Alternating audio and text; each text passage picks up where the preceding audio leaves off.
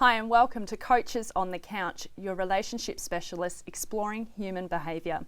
My name is Sharon Page and this is Phil Pollard, and today's topic for our episode is around self-acceptance. Self-acceptance, Sharon, that is an amazing topic because that's the basis of every relationship we'll ever have. Absolutely right. We've got a guest coming up in our show today too, and she's an expert in love, and that's Emily. And I'm sure that she'll be able to add it about our self-acceptance. And later on the show, straight after that, we've got an email from a viewer.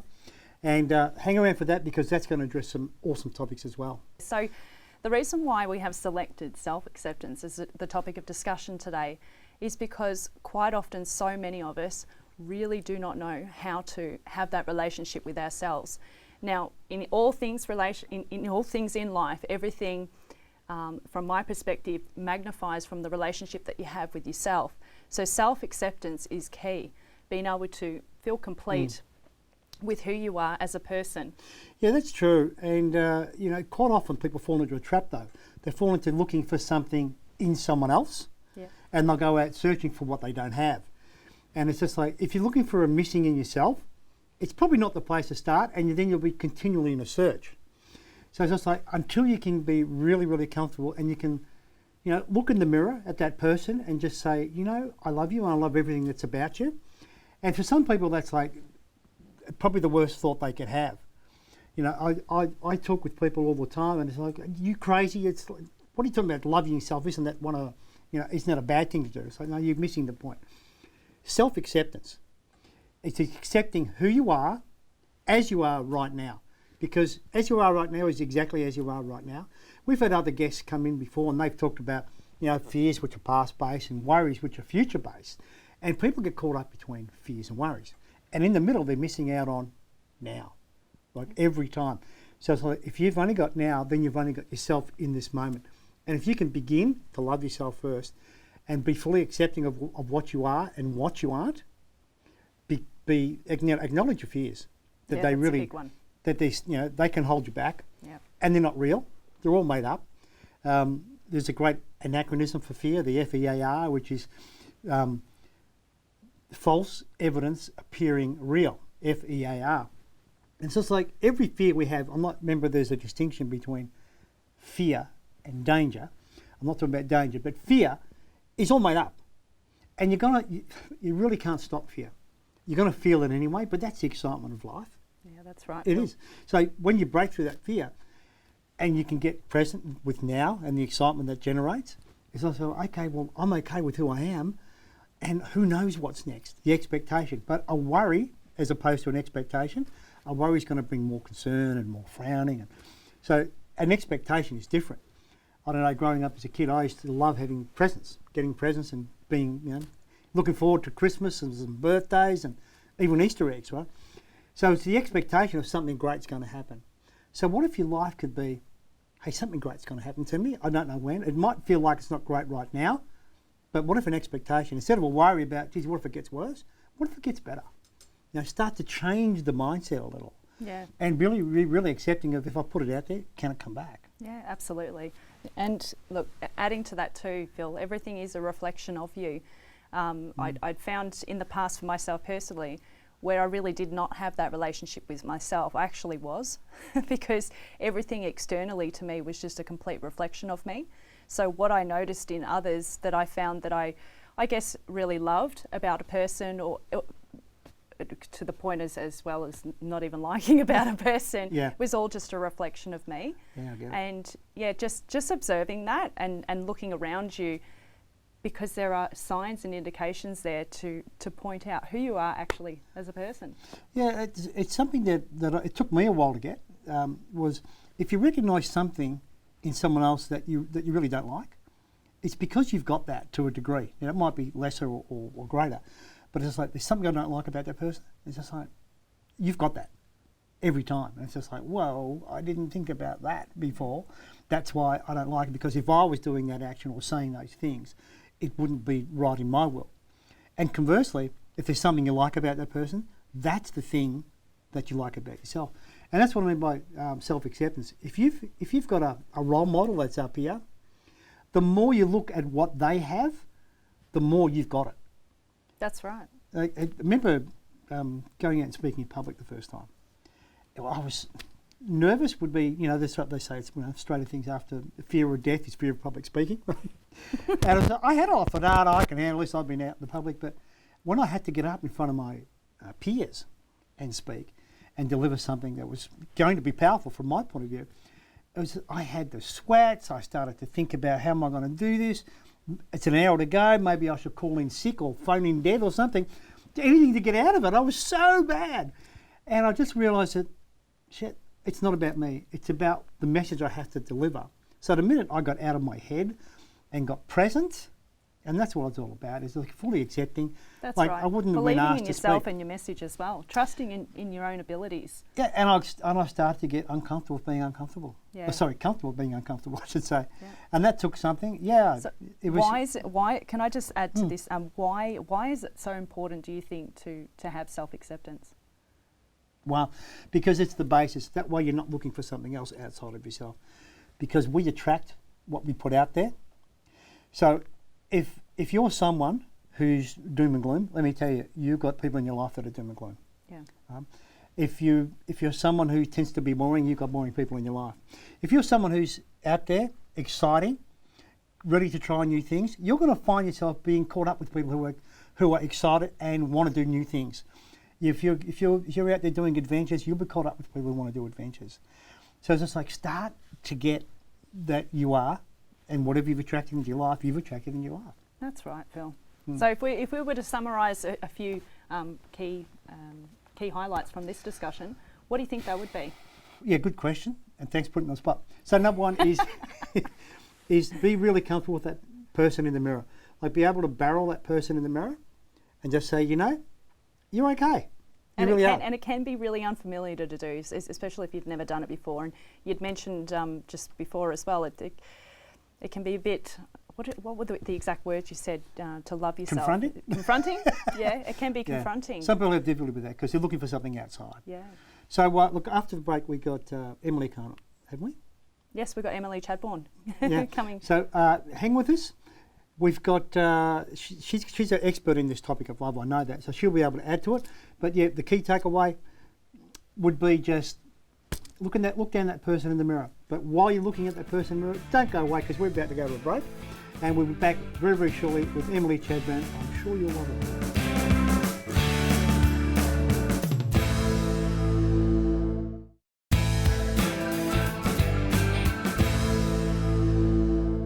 Hi and welcome back to Coaches on the Couch, your relationship specialist exploring human behaviour. Next up, we have Emily Chadbourne. Phil. Oh, yes, we do. And look, our next guest, she's an expert in love. She has travelled the globe to find out everything she possibly can about what makes men and women tick. Now she shows others how to date, heal, and have the best kind of relationship that they can. Originally from London, we don't hold that against her. Emily now lives in Melbourne, where she's fitted into our coffee culture really nicely. And she's now a self-pronounced coffee snob. Now, she works internationally as a dating coach, passionate author, and witty public speaker. Please welcome Emily Chadbourne. Thank you very much, and thank you for the witty. I feel like someone else put that in. That wasn't my bio. Lovely. I'll Definitely take it. your bio. Accept it. Definitely your bio. I'm sure it'll come through. We love your accent. Thank you. Yes, I've been working on it forever. Oh, okay. Yes, it's very dear to me now. Yeah. Thank So you. I'm dying to know what led you to get into the business that you're in. Well, frankly, I had my heart broken one too many times, and I suppose I'll start with a confession. I was horrible at boys. I was horrible at dating, terrible at it for a very long time.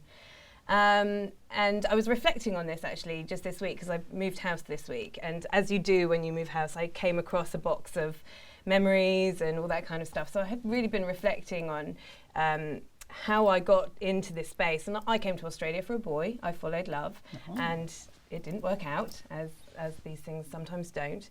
And so it's just been this sort of very organic, slightly strange, completely bizarre, but awesome journey to get me here today, and I love it. Yeah. Fantastic. And tell us a little bit about what you do. So I work with women who are awesome, who are already living a really great life, but they know that it can be phenomenal. And most of the women I work with already have quite a lot of self-awareness. They're very aware that really what they're doing isn't working anymore. So it's not, and you were talking about this beautifully before, Phil, so it's not about externalizing. It's not about looking for someone else to fill the gap, to fill the void, to make something better. Most of the women I work with are very, very in tune with knowing that it needs to start from here and the ripple effect goes out, but they're not quite sure how to actually go about doing that. Right, fantastic. So what is it that you do to assist them? So we work, here's the thing. I can teach you about boys. If you'd like to know about boys, Phil, I'm thanks your for girl. checking in. Thanks for checking in, Emma. I can teach techniques, and I do teach techniques, but really you could also buy a book. So there are books out there that teach you techniques about how to flirt, and that is part of my program, but that's just fluff if you don't have the goods to back it up. So if you're not really passionate about yourself, if you're not really your own best, biggest supporter, you're looking for external validation from other people, and that is not the basis of a solid relationship. I've never seen one that works when somebody else has to fix somebody else. Yeah. Well, so lots of self-love definitely coming from self. Yeah, and self-acceptance, hey? Totally. Self-trust, trusting in your own values, trusting in your own selection process, knowing what that selection process is. Some people don't even know what they're looking for. Yeah. They're just looking for partner. Yeah. And that's which not enough. Leads me on to ask you, what are the most common challenges that you find come to you with your clients? It's really funny, actually. So the number one question that I get asked is, where are all the good men?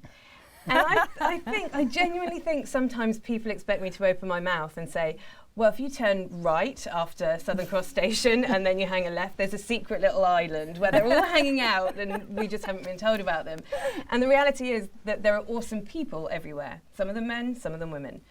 And how opportunistic you are and how cool you are with the landscape of your own life, how accepting you are in yourself, that is the key to finding them. Because then what you're doing is you're saying, hey, look at my awesome life. Are you a right fit for my life? Not the other way around. Not can I sell myself to you so that you can make my life better? Wow. It needs to be, this is my awesome life. Do you fit in with that? Love it. Yeah, I love it. for sure. Because maybe a next step would be, not only do you fit in, but are you going to add to my life? Absolutely. Yeah, good point. And am I going to get an opportunity to add to yours? Because one of the 6 core needs, and I won't go, let's be honest, that's a whole other series, the 6 core needs, Tony Robbins, thank you very much, kind sir, for that model that as coaches we use all the time. But one of those 6 core needs is contribution. Are we contributing to other people's lives? Because it's very easy for us to get, especially when we're feeling a little bit alone, to go into ourselves. And actually, when we start coming out of ourselves and contributing to the lives of other people, that makes us a better person. That's right.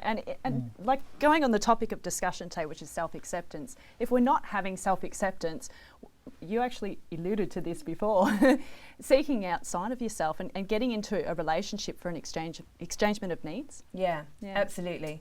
And as long as your needs are being met, and it's a kind of, and that's not to say it has to be 50-50 every day, because there are some days where we need a bit more from other people than we don't. And there are some times when life's awesome and we can give a bit more than we're receiving. Yeah. But it's always about the balance, and it's about making sure that your needs are being met at all times. So how do you find the balance? I just wanted to add before we nick off with that, and it's probably a bit to do with the balance as well, because relationships that work and relationships that don't, when I look at them, the ones that really work are the ones that are both supporting and challenging. Yes, absolutely. Right? Because if you've just got constant support all the time, you're not stepping up. And relationships actually evolve. Yeah. They will continue over time to evolve. Well, absolutely. And if they don't evolve, they get very mundane. And when we get bored as human beings, bad things happen. Yeah, that's right. We are not designed to be bored. We're designed to be stimulated. And we are lucky enough to live in this amazing society. Anyone that's watching at home is lucky enough to be sat at home watching a television. We have the opportunity to be stimulated all the time. And quite often I don't think we take those opportunities that are in front of us. Yeah, great point. Another point to throw in there too, I would just love to add, I think initially too we get caught up going into a relationship in the first sense. We think it's a relationship just between the two people. We forget that we need to be individuals within that relationship. Yeah, absolutely. Morphing into somebody else is weird. I've seen couples wear the same pants and the same sweatshirts. It's just like, Yeah, you're right. It is a bit weird. Yeah, it is. It is slightly strange. But I think, and again, in order to reduce the likelihood of that happening, because let's be honest, if we hang out with someone that we really like, and it's basic rapport building, isn't it? If I really like you and you really like me, we'll end up saying the same sorts of funny stuff, or we have an in-joke and then that becomes our secret little language. So of course, those sorts of things, of course you're going to start syncing with someone that you adore, and that's brilliant. But if you haven't already got a phenomenal life and your own boundaries and your own values and your own awesomeness, if you don't own that, if you don't love that, that's when you start giving up a bit of your own soul for somebody else's. No, you're spot on, Em. And that's dangerous. Yeah. That's it. That's perfectly said. And I want to hold that thought because I think it might address our email after the break. Awesome. So we're going to ask our viewers to hang in there, if you can hang in there. So we'll be back straight after the break. Don't go away. We'll be back with Emily and our viewer email. Hang in there. See you soon.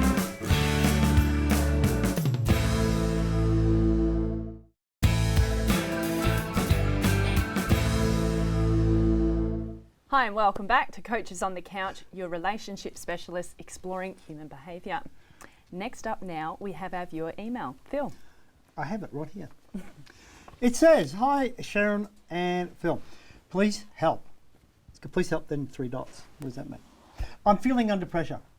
I'm in my mid-30s and love my job and my life. However, I'm feeling under pressure from my friends and workmates who keep asking me, when are you going to settle down with a partner? When are you getting married? When are you going to have kids?" So my question to you is, should I start to get serious about finding a partner, even if I don't want to? Or is it okay not to be in a relationship? What do I do? This is from Natalie from Parkdale. What advice would we give to Natalie from Parkdale, do you think? Wow.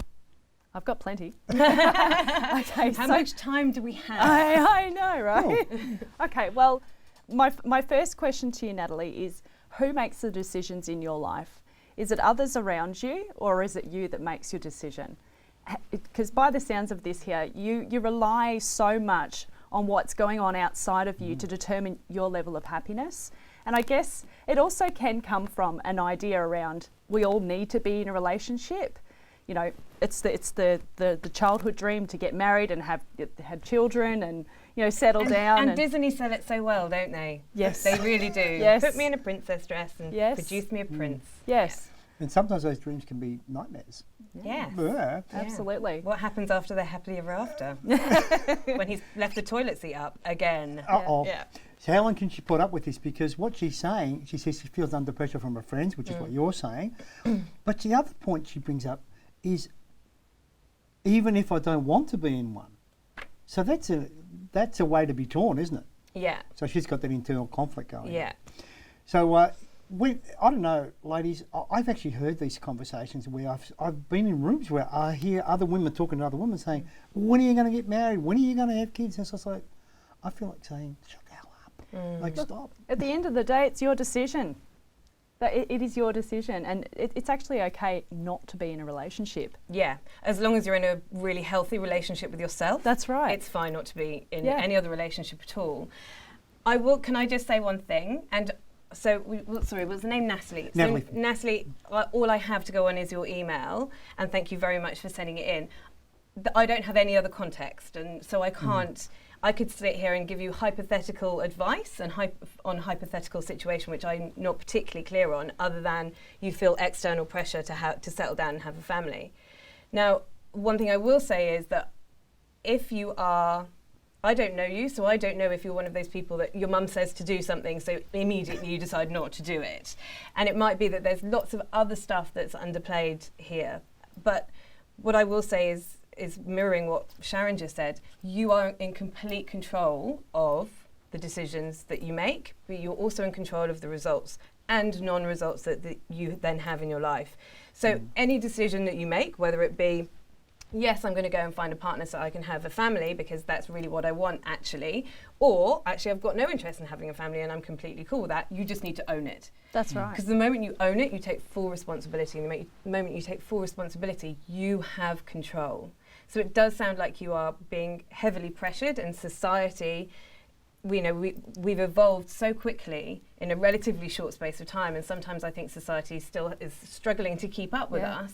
You don't have to do anything. But it's also society's way of having their best interests in heart. Of course. That, they're just wanting the person to be happy. And it sounds to me like all the people around you want to have relationships and want to have families. Yeah, so they assume like, that that's what you want too. But It that does isn't sound like necessarily what's happening in your world. Yeah.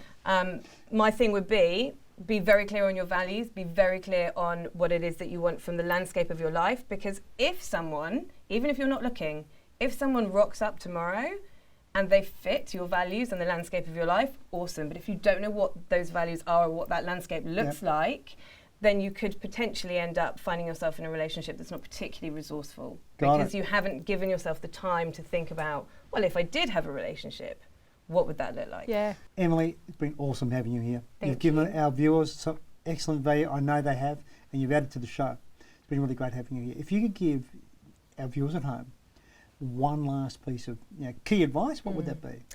I think it would be the person that you want to date. And what I mean by that is treat yourself like you are the love of your life, because you are. You are the relationship you're going to have forever, regardless. But also go and start experiencing the type of life that you want to have with a partner. And once you start experiencing that and embodying that, love will come. But it won't come if you're sat at home waiting for it to knock on your door. I tried that for a really long time. Didn't work, funnily enough. No one there but the cats. Yeah, absolutely. Crazy cat lady. Yeah. And Sharon? Really well said, Emily. And look, it is really about having the relationship with yourself. It is key. It's key in all areas of life. Everything that goes on outside of you is a reflection of you. Be mindful of that. Check in with what's going on outside of you as well as what's going on internally, so that you get that true reflection of who you actually are, and start to tap into who you really are, and love that person. I'd also like to add, going back to Natalie's email here, we don't all need to be in a relationship to be happy, just the one that we have with ourselves. Yeah, for me it was like every relationship that I'd ever been in, there was one constant factor. Yeah. It was me. Yeah. Can't go away from yourself. Until every time I was there, I was like, So until I did some work on myself and really explored what was important to me, and started to have an awesome relationship, it took my marriage to another level. It was just like, well, I was on the verge of maybe throwing out another one. I was like, what the hell? And when I did the work, it was just magic. So for me, it was just like, be really comfortable with who you are. Yeah. Get that right. And there's nothing more sexy or confident than that. That's right. Now, if you'd like to know more about today's show, or even more about Emily's services, you can head on over to coachesonthecouch.com. And that's it for today's show. It is. Sharon, it's been great having Emily, and viewers at home, we'll see you next episode.